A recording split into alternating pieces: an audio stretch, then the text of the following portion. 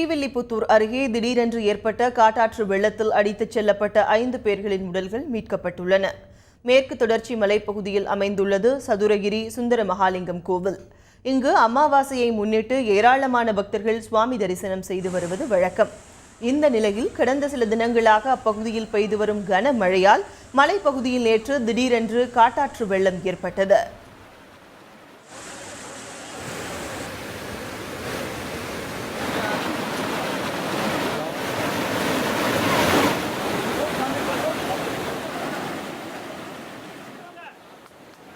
எதிர்பாராத விதமாக ஏற்பட்ட காட்டாற்று வெள்ளத்தில் சுந்தர மகாலிங்கம் கோவிலுக்கு வந்த 2000க்கும் மேற்பட்ட பக்தர்கள் சிக்கிக் கொண்டனர்.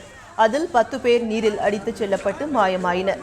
இந்த நிலையில் தற்போது 5 பேரின் உடல்கள் மீட்கப்பட்டுள்ளன.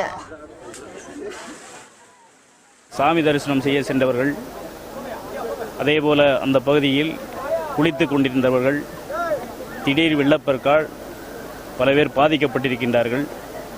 மழையில் மழை பெய்ததனுடைய காரணமாக அடிவாரத்தில் குளித்துக் கொண்டிருந்தவர்கள் வெள்ளத்தில் இழுத்துச் செல்லப்பட்டு ஏறத்தாழ 10க்கும் மேற்பட்டவர்கள் பாதிக்கப்பட்டிருப்பதாக இப்போது கூறப்படுகின்றது. முழுமையான உயிர் சேதம், அதேபோல சேத விவரங்கள் இதுவரை தெரியவில்லை.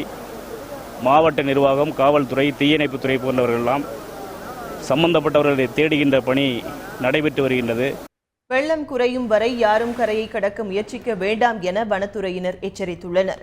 காட்டாற்று வெள்ளம் என்று சற்று குறைய வாய்ப்புள்ளதால் சதுரகிரி மலைக்கு சென்றவர்கள் ஆற்றை கடந்து வருவதற்கான ஏற்பாடுகளை தீயணைப்புத்துறை செய்து வருகிறது.